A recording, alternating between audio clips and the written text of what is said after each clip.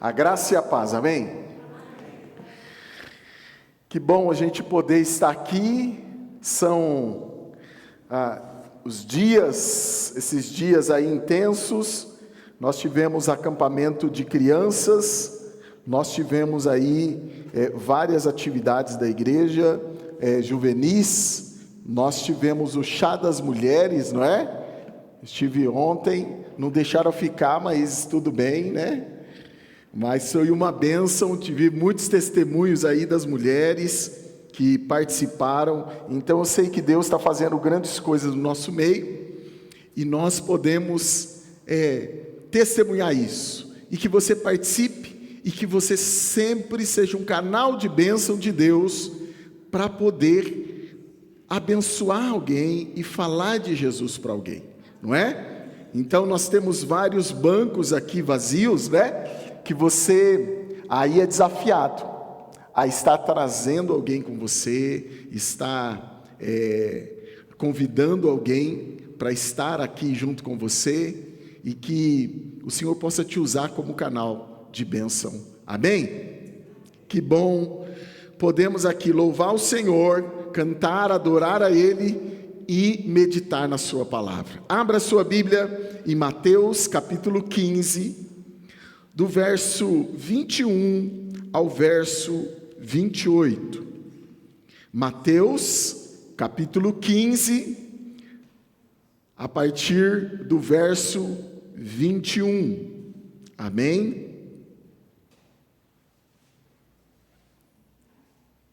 Achou aí? Se você achou, eu quero convidar você a se colocar em pé, mais uma vez, para essa leitura.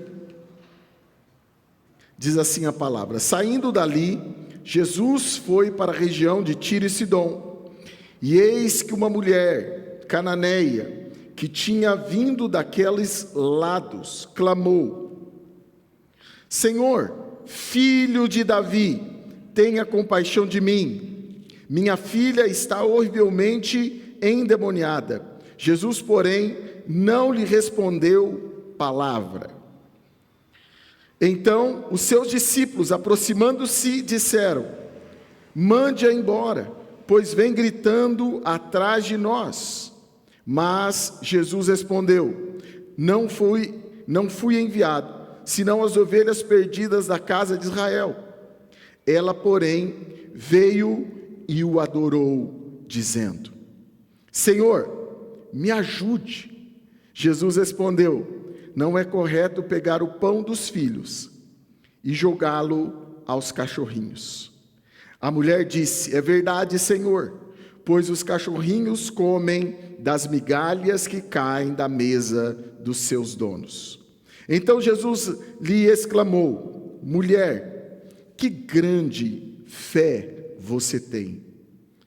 Que seja feito como você quer. E desde aquele momento, a filha dela ficou curada. Amém? Abra sua Bíblia também em Marcos 7, 24. Marcos capítulo 7, verso 24, diz assim: e levantando-se dali, foi para os termos de Tiro e Sidom, e entrando numa casa, não queria que ninguém o soubesse, mas não pôde esconder-se. E o último texto nosso está em Marcos capítulo 9, o verso 23. Marcos 9, 23, que diz assim: ao que o Senhor respondeu: se o Senhor pode, tudo é possível ao que crê. Amém? Você pode repetir comigo dizendo: tudo é possível ao que crê. Você crê nisso? Essa é uma verdade na sua vida? Aleluia. Senhor, muito obrigado pela sua palavra. Que o Senhor nos fortaleça nessa noite, Deus. Que o Senhor nos renove pela tua palavra, através do mover do teu Santo Espírito nesse lugar, nesta casa. E ó Senhor, sejamos desafiados pela tua palavra, em nome de Jesus. Amém. E graças a Deus. Você pode se assentar. Esse é um dos textos que a gente fica se perguntando sobre a atitude de Jesus? Você já questionou? Por que Jesus olha para aquela mulher e diz assim: não é bom que a gente pegue o pão dos filhos e dê aos cachorrinhos? E você fala, o que Jesus queria dizer com tudo isso, né? E a gente fica olhando para o texto e meditando no que a palavra do Senhor, o que Jesus quer trazer para nós nessa noite, através da atitude e da sua conversa com essa mulher.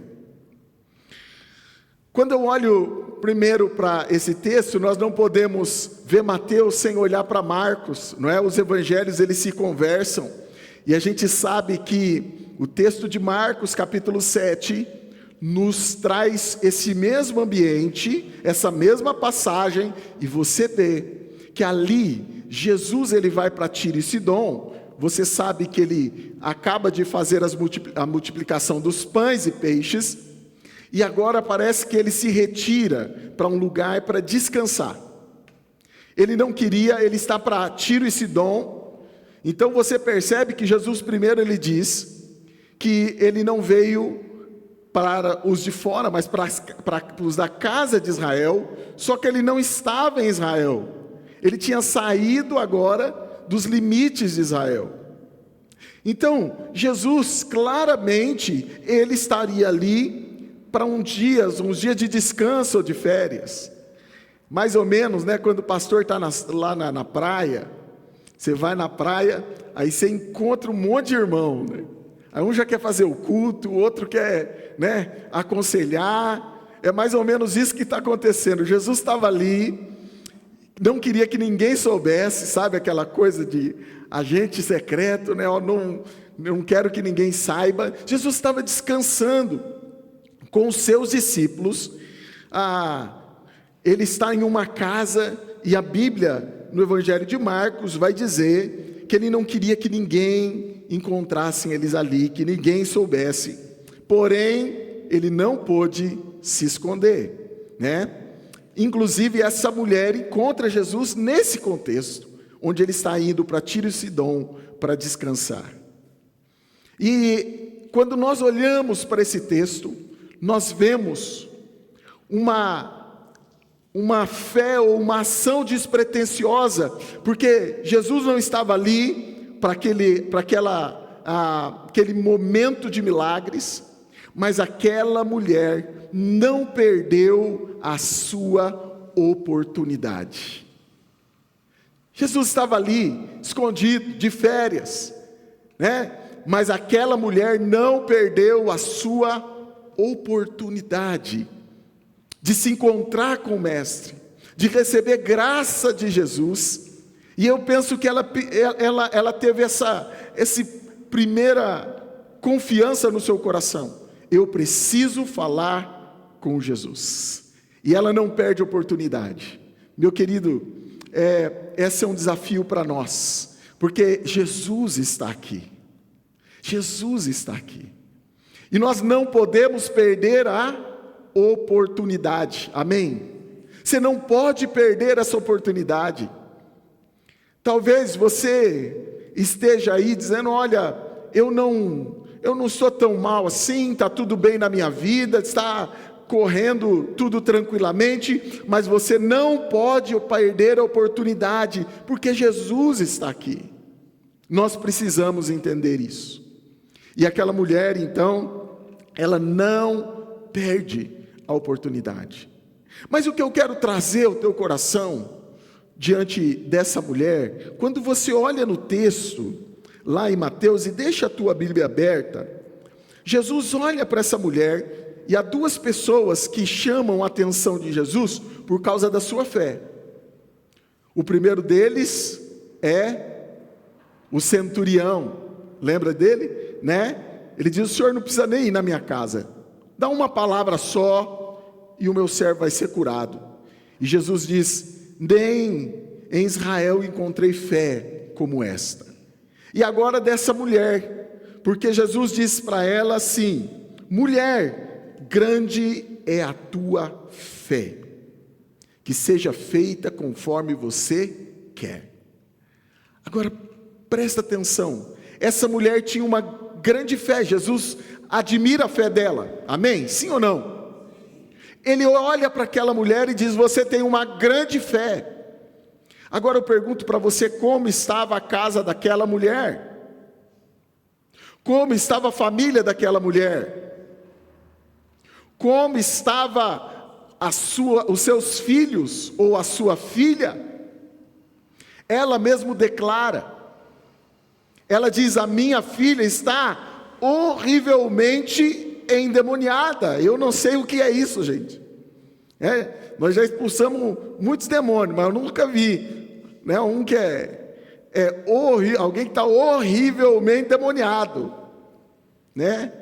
Se bem que todo mundo, se alguém está endemoniado, é horrível, né?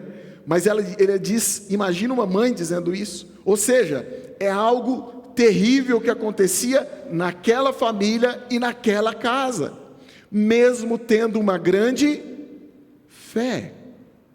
Isso não chama a tua atenção? Aquela mulher tinha fé, mas a sua casa, a circunstância da sua casa não era afetada pela sua fé. Sabe, eu temo que nós, como crentes em Cristo Jesus, nós temos fé, amém? Nós cremos em Jesus, nós cremos no poder dEle, mas nós precisamos entender que a nossa fé precisa mudar a realidade da nossa casa, da nossa família, do ambiente em que nós estamos vivendo. A nossa fé precisa ser uma fé viva e prática. Essa mulher, ela está dizendo, né, para Jesus: Jesus, a minha família está um caos. Eu estou passando por problemas terríveis. Mas Jesus olha para ela e diz: você tem fé. Sabe, meu irmão, minha irmã, nós precisamos entender que todos nós aqui, se a gente perguntar para alguém, se alguém aqui crê em Deus, vai dizer: creio, é claro. Fala assim: você crê que Deus pode curar? É claro. Você crê que Deus pode operar um milagre na sua vida? É claro que pode. Mas muitas vezes isso não acontece. Isso é uma verdade. Quantas vezes nos achamos desesperados, angustiados, preocupados? Sabe por quê? Porque nós temos fé, mas nós não colocamos ela em prática. Tem toda a diferença. Essa palavra tem toda a diferença. Quando eu coloco a minha fé em prática. E a questão agora é que essa mulher coloca a sua fé em prática. E hoje nós somos desafiados a colocar a nossa fé em prática. Eu não sei pelo que você está passando, meu querido, mas se há algo na sua vida que precisa ser colocado em ordem, Deus está dizendo para você: coloque a sua fé em prática. Coloque a sua fé em prática nessa noite. Creia que aquilo que o Senhor deu ao teu coração, a palavra dEle, o princípio de fé, não é só para você dizer para alguém: olha, eu creio em Deus. Porque essa mulher tinha uma declaração bonita: Jesus, filho de Davi, tem misericórdia, né? E ela faz uma declaração. Ela é uma cananeia, ela não é uma judia. Então, ela faz uma declaração de um judeu, filho de Davi. Talvez ela nem soubesse da história de Davi, porque ela não era judia. Mas ela faz uma declaração muito bonita. Sabe, eu não sei você, mas muitas vezes eu faço umas declarações muito bonitas. A gente faz umas orações, né, que a gente aprendeu na escola dominical, não é verdade? A gente fala bonito, rebuscado, diante de Deus. Mas muitas vezes essa oração sem efeito, porque a gente sabe, mas a gente não aplica. E muitas vezes a gente vê as realidades da nossa vida da mesma forma e da mesma maneira.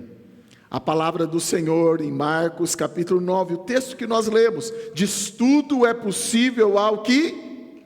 Você crê nisso? Que tudo é possível ao que crê? Quantos creem? que tudo é possível ao que crê. Amém? Você crê nisso? Mas eu pergunto para você, meu querido, quantas vezes você orou porque você tinha que orar, mas você não creu que aquilo que você estava orando ia acontecer? Alguém já orou assim? Eu já contei aqui da história de uma irmã, a irmã Zuleika.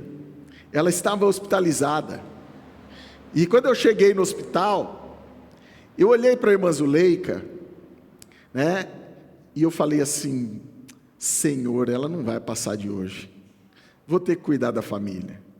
E aí alguém, né, entrei na UTI, a filha dela estava ali: ô pastor, o senhor vem orar pela minha mãe, tal, e eu vou orar. Peguei minha Bíblia, entrei lá na UTI, coloquei a mão sobre ela e orei: Senhor, se o senhor quer, cura essa irmã, sei que ela está preparada, o coração. Fiz aquela oração, sabe, bonita, que a gente aprendeu. Eu cria que Deus podia tocar e mudar aquela situação, mas eu não acreditava. Eu orei dizendo: Senhor, cura a vida da irmã Zuleika, mas não acreditei. De fato, eu saí e falei para Adriana, vamos nos preparar, porque, né, cuidar da família. Meus irmãos, por incrível que pareça, 3, 4 dias depois, a irmã Zuleika estava em casa, restabelecida. Sabe por quê? Não é por causa da minha fé, mas porque tudo é possível ao que crê. E a palavra do Senhor diz que o nosso Deus é o Deus do impossível. Deus faz, ainda que você não creia, Deus está operando. Quantas vezes Deus operou na sua vida sem você crer? Deus não precisa, meu querido, da nossa grande fé para se mover na nossa vida. Olha, se Deus precisasse da minha grande fé para mover na minha vida, algumas vezes eu estava frito. Mas sabe, Deus vai além. Nosso Deus é o Deus do impossível. O que eu quero dizer para você nessa noite é que a nossa fé precisa ser uma fé confiante. Nós precisamos crer que Deus é o Deus do impossível. Nós precisamos quebrar as barreiras do nosso coração, como essa mulher quebrou. E mesmo vendo a circunstância da sua casa, ela creu que naquele momento a sua vida poderia mudar. Então, meu querido, nós precisamos aprender que não é só palavras, não é só conhecimento, entendimento, mas é a prática, a fé prática. Tudo é possível ao que crê. Amém? Sabe? Então, que a nossa oração possa ser condizente com a nossa fé. Amém? Que Deus pode operar milagre. Esse é o nosso Deus. A palavra de Deus em Tiago 2,17. Que diz lá em Tiago 2,17? Diz assim: assim também a fé, se não tiver as obras, por si está morta. Sabe, aquela mulher tinha uma grande fé. E por que ela sofreu tanto tempo assim com a sua filha? Você já se perguntou isso? Se ela tinha uma grande fé, se ela cria, por que ela passou tanto tempo por esse sofrimento, por esse problema? Porque nós precisamos entender que a fé, por si só, ela é morta. A nossa fé precisa ser prática. Amém? Lembra os discípulos no meio daquela tempestade? Eles estão ali no barco, Jesus está com eles no barco. E eles olham para Jesus, acordam Jesus, diz: Jesus, nós vamos perecer, o Senhor não se preocupa que a gente vai morrer. Jesus olha para eles e diz: homens de pouca fé, ou de pequena fé. Sabe, porque a questão aqui não é se Jesus está no barco, não é só se a gente entende que Ele pode fazer, mas se nós cremos que Jesus pode fazer, e se nós tomamos uma atitude de fé nas nossas vidas. Amém? Às vezes, Jesus está no barco e nós estamos afundando. Já aconteceu isso com você? Jesus está no barco. Você acredita que Jesus está no teu barco? Eu sei que Jesus está no meu barco. Mas quantas vezes a gente está no barco e o barco está afundando? E nós temos fé? Sim. Nós cremos que Ele pode fazer? Sim. Mas nós precisamos colocar a nossa fé em prática, em ação. Porque a fé sem obras, ela é morta. Então, meu querido, essa mulher, ela começa a colocar a sua fé em prática. Ela começa a crer que Jesus poderia fazer. Ela começa a crer que a sua vida poderia ser transformada. E ela toma uma atitude. Amém? Então o Senhor nos convida, diante da nossa fé, a tomar uma posição e uma atitude diante dEle, diante do Senhor. Acompanhem comigo a palavra. Essa mulher, ela chega até Jesus e ela grita: Jesus, Senhor, filho de Davi, tenha compaixão de mim. Minha filha está horrivelmente endemoniada. Jesus, porém, não lhe responde palavra. Olha que coisa. Essas atitudes, algumas atitudes de Jesus, que a gente se questiona. Jesus não responde ela. Há um silêncio. E eu quero dizer para você, meu querido, o exercício da nossa fé vem diante dos silêncios de Deus na nossa vida. O silêncio de Deus não é para perdermos a fé, para desanimarmos, para pararmos, mas o silêncio de Deus é um momento de fortalecermos a nossa fé na caminhada. Quantas vezes você já passou pelo silêncio de Deus? Eu já incontáveis vezes, eu estou orando e falo: Senhor, fala alguma coisa. Eu não sei vocês, mas às vezes eu pareço criança. Eu falo: Senhor, se o Senhor está aqui, que o Senhor dá um sinal, que alguém dê uma pedrada na janela, que o telefone toque agora. Você já fez isso? Não, né? Só eu. A gente passa essas vergonhas. Senhor, se o Senhor está falando comigo, então que o Senhor faça. Sabe aquela prova de Gideão? Né? Ah, não, se tiver molhado só em volta, o Senhor falou comigo. De vez em quando eu faço isso. Criancice. Mas, graças a Deus que Deus não liga para as nossas criancices, né? Mas às vezes a gente faz prova. Sabe?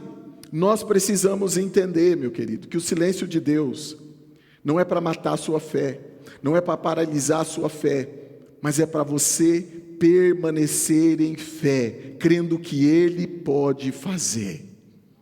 Algumas vezes Deus vai nos colocar no silêncio, como o salmista diz: esperei com paciência. Como o nosso pastor diz aqui, né? Na palavra, a tradução é esperei e esperei. Possivelmente ele está dizendo: Deus demorou muito para me responder. Mas eu esperei, porque Deus renova e fortalece a nossa fé diante do silêncio. Então, sabe, o silêncio de Deus na tua vida não é para você parar de orar, para você parar de jejuar, para você parar de ler a Bíblia, para você parar de vir à igreja, de você desanimar na sua fé, mas o silêncio de Deus é para você continuar clamando pela sua presença, ainda que pessoas, olha aqui, meu querido, os discípulos foram falar para essa mulher, dizendo assim, se aproximaram e disseram: mande ela embora. Senhor, o Senhor diz assim: ela está atrapalhando. Algumas vezes, meu querido, a gente passa por esses momentos, testar a nossa fé. Alguém vai dizer: olha, não, é assim mesmo, você está certo, querendo nos desanimar. Mas o Senhor, o silêncio de Deus, não é para nos parar, mas para renovar e fortalecer a nossa fé. Talvez você está passando nesse tempo pelo silêncio de Deus, Mas Deus não quer que você retroceda, que você pare. Deus quer que você permaneça em fé, crendo que Ele é o Deus do impossível, porque tudo é possível ao que crê. Agora não vai ser no meu tempo e não vai ser no seu tempo. Às vezes eu vou passar pelo silêncio de Deus, mas eu quero continuar clamando, amém? Eu quero continuar louvando o nome do Senhor, quero continuar clamando: Jesus, filho de Davi, tem compaixão de mim. Jesus, filho de Davi, tem compaixão de mim. A minha fé não vai esmorecer, porque o silêncio de Deus é o Senhor preparando algo melhor para a minha vida. É Deus trabalhando de uma maneira muito mais especial e particular para a minha vida. Eu preciso crer nisso, amém? O silêncio de Deus não é para me afastar, mas o silêncio de Deus é para me aproximar mais do coração dEle.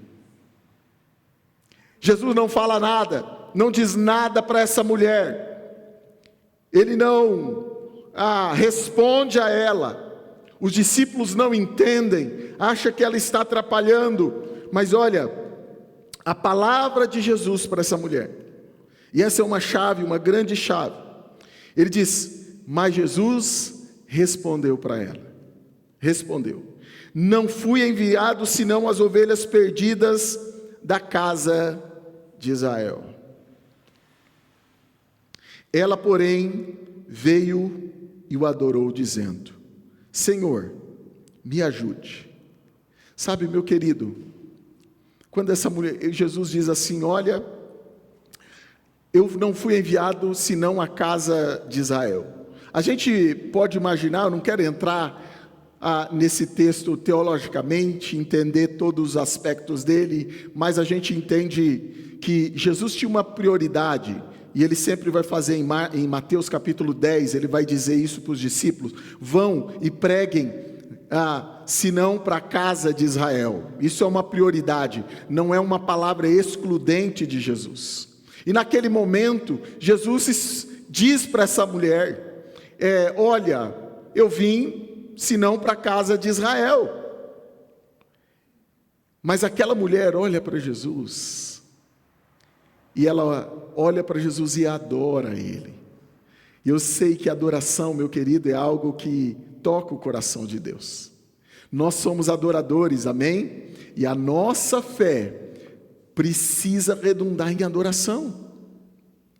Só não em petição, porque essa mulher dizendo: Senhor, mas eu preciso, não, ela adorou, diante do seu problema, diante da sua dor, diante da sua necessidade, ela adorou ao Senhor. E quantas vezes, meu querido, um problema, uma dificuldade, uma questão qualquer nos paralisa e tira a nossa adoração. Nós cantamos aqui, né? Em todo tempo louve. Está chorando, louve, não é? Está sofrendo, louve. Precisando, louve. Seu louvor invade o céu. Não é assim que nós cantamos? Sabe? Porque a adoração toca os céus. Essa mulher adora. E ela olha para Jesus. E ela diz: Jesus, ajuda-me. Parece que ela não ouve o que Jesus está dizendo. Ele diz: olha, eu vim para os filhos, para a casa de Israel. Mas essa mulher, ela crê em uma coisa que nós entendemos e sabemos muito bem: na graça de Deus, na imensurável graça de Deus. Ela sabe que Jesus podia ir além, que a graça de Jesus não tem limite, que a graça de Deus não tem limite. Nós precisamos entender e crer nisso, que nós estamos aqui pela graça. Meu querido, eu não mereço, você não merece, mas eu creio na graça de Deus, não pelo meu merecimento, mas porque o meu Deus é um Deus cheio de graça, e eu posso pedir, e eu posso clamar por Ele, e eu posso crer que Ele pode fazer. Muitas vezes, nós cremos nesse Deus, num Deus assim, que Ele só realiza através do nosso mérito. E quando uma coisa dá errado na vida de alguém, você já viu alguns crentes que querem ser detetive, quer achar o porquê, diz, não, deve ser pecado, não, é porque essa pessoa, ela fez isso, ela fez aquilo. Já viu crente detetive? Querendo saber o porquê deu errado na vida do outro. Sabe, são corações ou crentes que não creem na graça de Deus, porque Deus não faz algo para nós, ou deixa de fazer, porque nós merecemos ou deixamos de merecer. Deus me deu porque eu sou bonzinho, porque eu fui na igreja todo domingo, porque eu orei bonito. Não, é pela graça, e essa mulher entende a graça, e ela entra no ambiente de graça, e ela diz, se é para os filhos, o Senhor pode ir além, o Senhor pode me ajudar.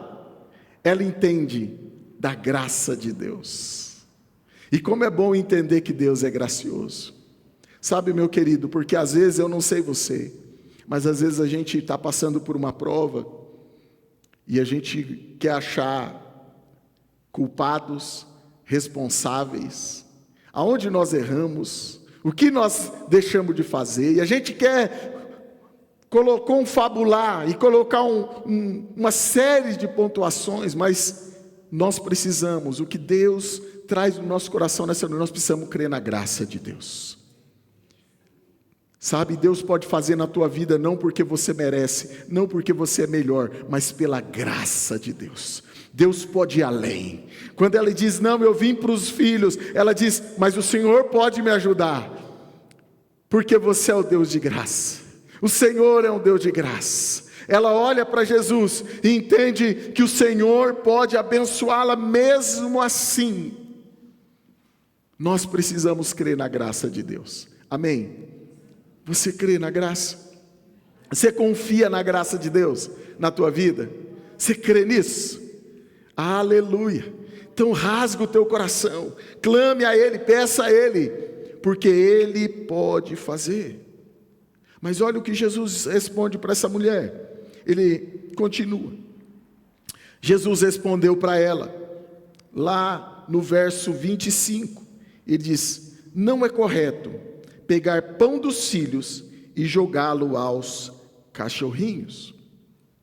Jesus é mais incisivo. Sabe, alguns autores vão trazer a ideia de que essa mulher poderia ter visto a multiplicação dos pães. Jesus acaba de multiplicar pães, e talvez por isso a fama de Jesus tenha chegado até Tiro e Sidom. Há outras teorias diversas que você vai encontrar do que Jesus está dizendo, porque Jesus está dizendo dos cachorrinhos, talvez porque Jesus está reconhecendo que ela era alguém fora do arraial do povo judeu, de Israel, e Jesus está dizendo, eu sei quem você é.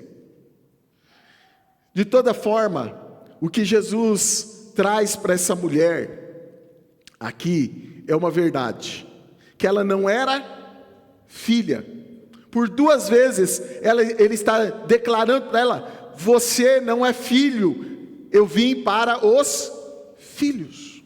Sabe, meu querido, a grande questão aqui, quando eu falo da graça de Deus, é que essa mulher, ela entendeu o que Jesus estava dizendo, porque Jesus está dizendo uma coisa, ele não está falando sobre o problema dela, mas ele está falando sobre a identidade dessa mulher. Se nós queremos nos aproximar de Jesus, se nós queremos que o Senhor opere na nossa vida, nós precisamos reconhecer a nossa identidade. Jesus está dizendo, eu sei quem você é, eu te conheço, eu sei de onde você veio, que você não é de Israel. Jesus sabia disso, e o que o Senhor está dizendo é, eu te conheço, você não precisa esconder nada, porque eu sei quem você é. E essa mulher então, ela assume identidade, diante da graça de Deus, ela assume a identidade de filha, porque ela pede para Jesus, e ela crê que Jesus poderia abençoá-la. Ela dizia, o Senhor veio para os filhos, então eu me coloco como filha também. Sabe, meu querido, nós precisamos entender uma coisa, Sabe, aquilo que nos aproxima de Jesus não pode ser o nosso problema, mas a nossa identidade. Tem muitas pessoas que se aproximam de Jesus por causa do problema, das necessidades, mas o que o Senhor deseja é que nós nos aproximamos diante dele, porque nós somos filhos de Deus, amém? Nós somos filhos de Deus, e cremos no Pai amoroso que temos. Você crê nesse Pai? Eu sou filho de Deus, e Deus dá pão aos filhos, não é isso que diz a palavra lá em Lucas capítulo 11, abra a tua Bíblia, olha o que a palavra nos diz: e qual o pai de entre vós, que se o filho lhe pedir pão, lhe dará uma pedra? Ou também, se lhe pedir peixe, lhe dará por peixe uma serpente? Ou também, se lhe pedir um ovo, lhe dará um escorpião? Pois se vós, sendo maus, sabeis dar boas dádivas aos vossos filhos, quanto mais dará o Pai Celestial, o Espírito Santo, àqueles que lhe o pedirem. Aleluia. Sabe, e aqui é uma chave, ele não está dizendo que ele dará o Espírito àqueles que forem filhos, mas àqueles que pedirem a ele. A identidade aqui está daqueles que se identificam como filhos, e aquele que é filho pede para o pai.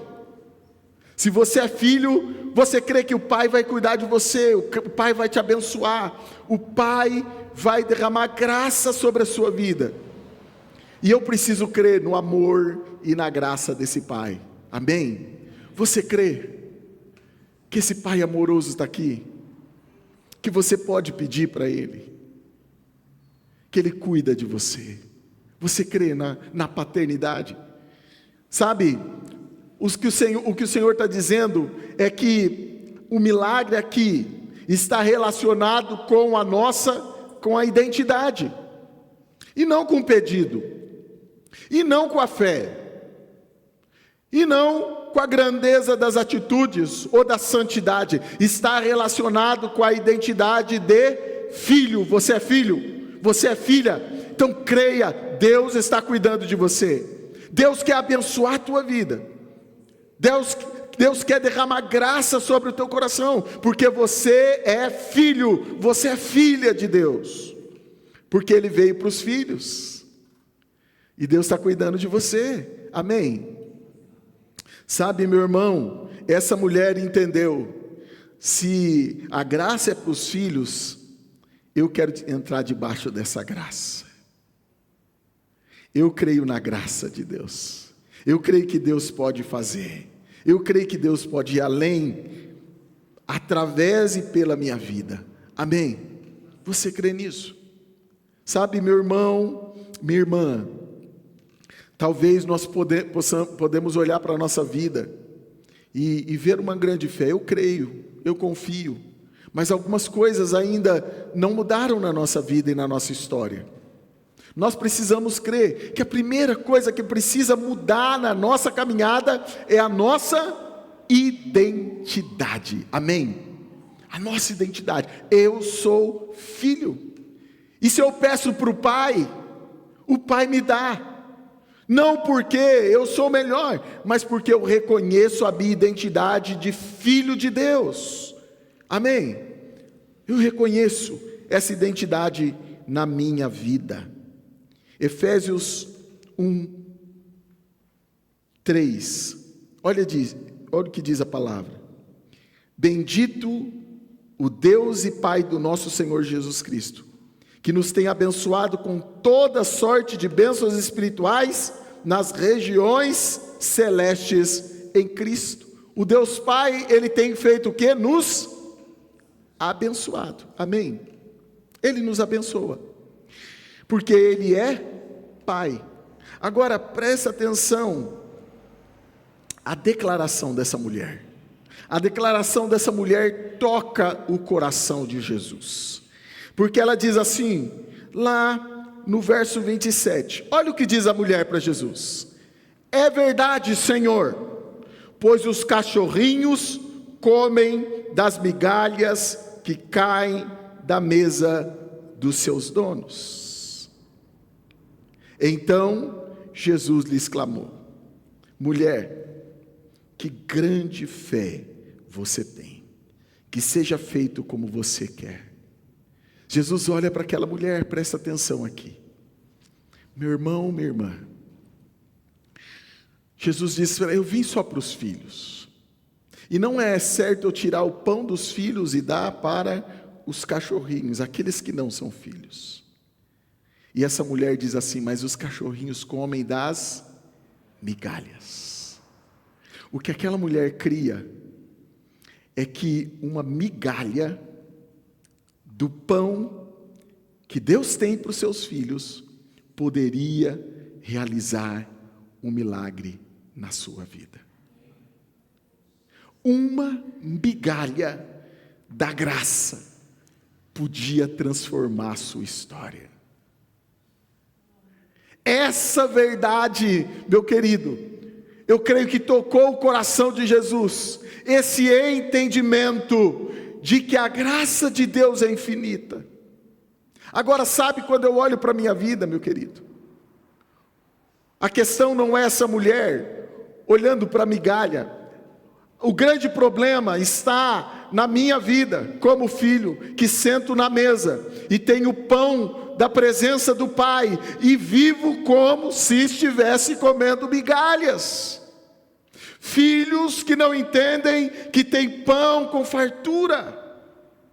Nós estamos como o filho pródigo. Lembra da parábola? Ele pecou e ele volta, e o pensamento dele é dizer assim para o pai: pai, eu pequei contra os céus e contra ti, faça-me como um dos seus trabalhadores, porque os seus trabalhadores têm pão com fartura. E o pai não permite que o filho se torne um servo. Ele diz: bota um anel no dedo, sandália nos pés, dá vestes novas, porque você é meu filho, estava perdido e foi achado. Sabe, aquele filho, ele estava disposto a comer migalhas, mas o pai queria dar um banquete para ele. Agora eu digo para você, meu querido, quanto Deus tem derramado sobre a tua vida, o quanto você tem da graça de Deus, o quanto Deus, Ele pode e quer fazer na sua vida. Deus tem um banquete para mim e para você, mas muitas vezes nós olhamos para esse banquete como se fosse migalhas. Sabe, aquela mulher entendeu que uma migalha da graça poderia restaurar a sua casa. E o quanto você tem da graça de Deus como filho? Você tem pão com fartura. A palavra de Deus diz que Ele nos abençoou com toda sorte de bênçãos espirituais. Você crê nessa palavra? Eu não sei na sua versão se ele está assim, que Deus nos abençoou com algumas bênçãos. Está assim na tua versão? Poucas? Pequenas? Não, né? Todas as bênçãos, ou seja, tudo o que você precisa, Deus preparou para você, o banquete. Você tem pão, não é? Com fartura. Você tem a mesa do Pai. Agora, aquela mulher, ela acreditava que uma migalha podia restaurar a sua casa. Uma migalha. Isso me desafia a crer ainda mais. Sabe por quê? Porque eu sei a mesa que Deus tem preparado para a minha vida. Deus tem me dado muito mais do que migalhas. Se Deus tem dado mais do que migalhas para você, dá um glória a Deus. Diga obrigado, Jesus. Não, mas faz isso com vontade. Declarar: Deus é o Deus que tem me dado além e muito além do que migalhas, porque eu sou filho, eu sou escolhido, eu sou chamado por Ele. Sabe, meu querido, o problema não são aqueles que não são filhos se contentar com migalhas. O problema são os filhos que comem na mesa, pensar que estão vivendo de migalhas. O Senhor nos chama a ter uma fé como a dessa mulher, operosa. E a questão não é o tamanho da sua fé. A questão aqui é você colocar a sua fé em prática. Amém? Colocar a sua fé em prática. Creia no Deus do impossível, que você não está recebendo de Deus migalhas aqui, mas você está recebendo pão com fartura, o que o Senhor está derramando sobre a tua vida. E você pode ver a sua família, sua casa, sendo transformado pela graça de Deus. Mais do que migalhas, amém? Mais do que migalhas. Eu creio que o Senhor tem mais para mim e para você. Mateus 17, 20, olha o que diz a palavra do Senhor. Em Mateus, capítulo 17, o verso 20. Diz assim: Jesus respondeu: por causa da pequenez da fé que vocês têm, pois em verdade lhes digo, que se tiveres fé como um grão de mostarda, dirão a este monte: mude-se daqui para lá, e ele se mudará, nada lhe será impossível.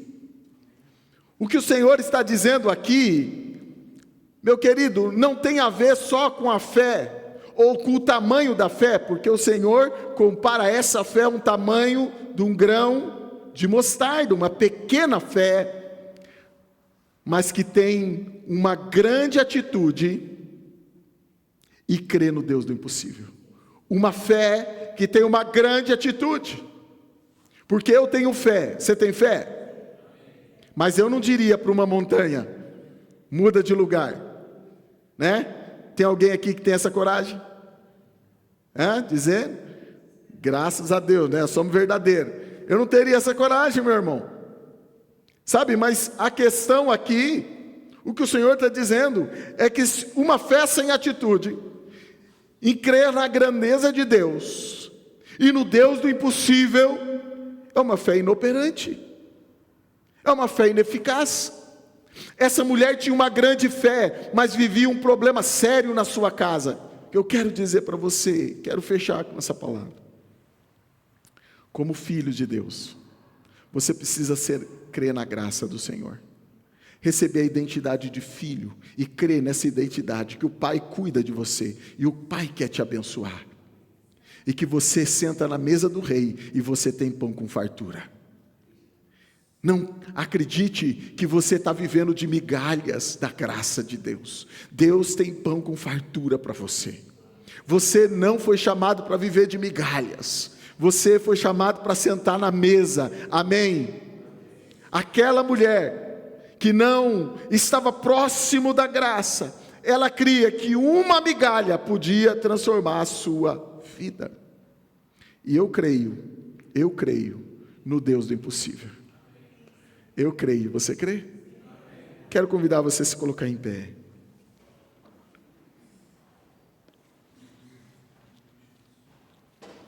Meu querido, talvez você está pensando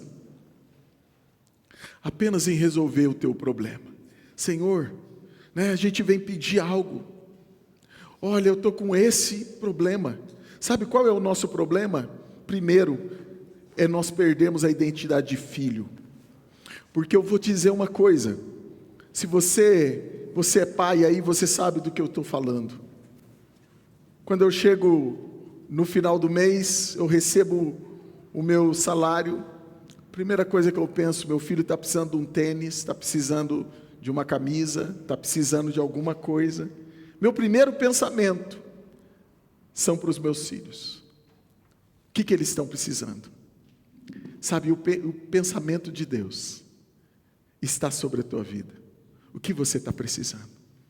Como pai, o desejo dele é abençoar a tua vida. Agora ele está esperando que você receba a identidade de filho, dizer: eu sou filho e creio no cuidado do meu pai. Que o meu pai, ele é o Deus do impossível. Você crê na graça do Senhor? Você crê que Deus pode fazer e está cuidando de você? Eu não preciso ter medo, meu coração não precisa se encher de ansiedade, porque eu tenho um pai que cuida de mim, que me coloca na mesa e me dá pão com fartura. Aleluia! Você crê nesse Pai? Eu quero que você feche os seus olhos agora. Enquanto você escuta essa canção, eu gostaria que você colocasse a tua vida diante do altar do Senhor.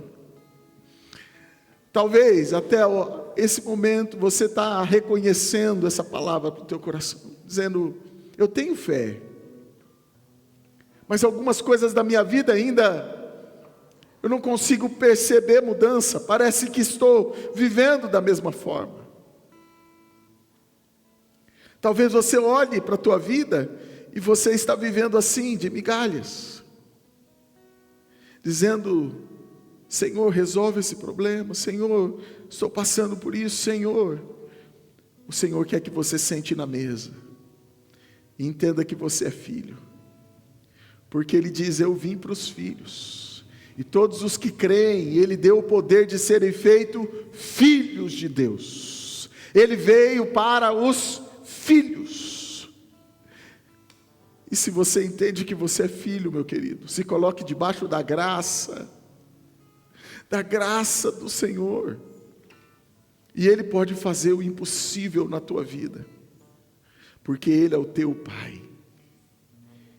Nenhum pai, quando o filho pede um pão, ele vai dar uma pedra.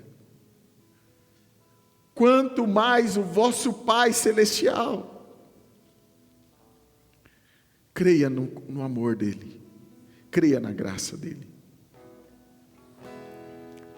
Oh Jesus,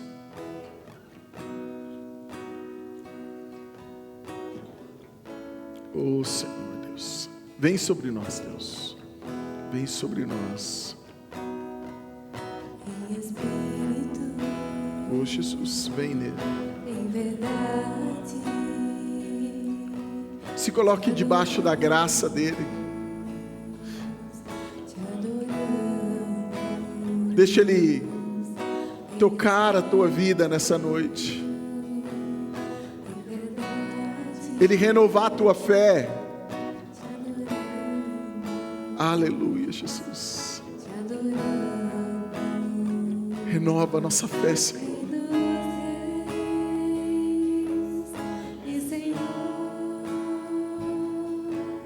Te entregamos nosso viver, Rei dos reis e Senhor. Te entregamos nosso viver. Oh Deus, somos filhos teus, Pai. Somos filhos teus, ó Senhor. Aleluia. Obrigado, Jesus. Obrigado, Senhor.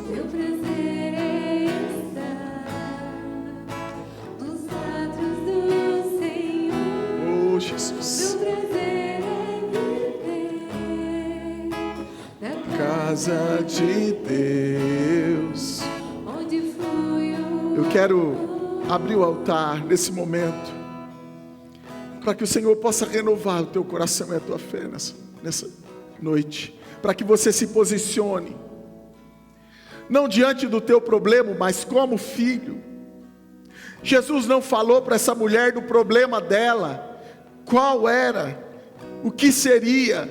Jesus só falou da identidade, que Ele veio para os filhos. Que você se coloque debaixo da graça, como filho e filha do Senhor.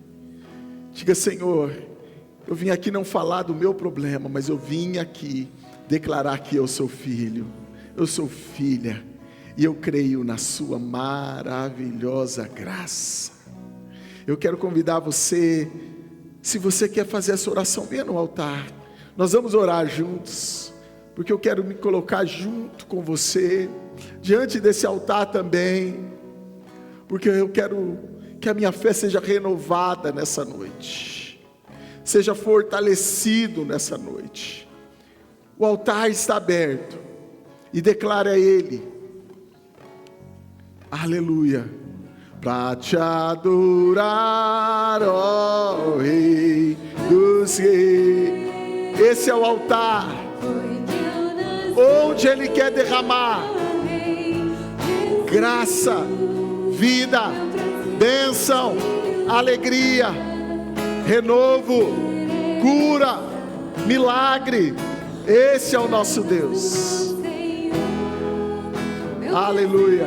Enquanto você louva, quero convidar a chamar pastor Elias, pode nos chamar, nos ajudar a orar. O Ministério de Intercessão, todos nos ajudar a orar enquanto nós louvamos a Deus. Você no teu lugar, que você esteja em oração, você esteja em clamor a Deus. Nós queremos nesse tempo clamar em oração.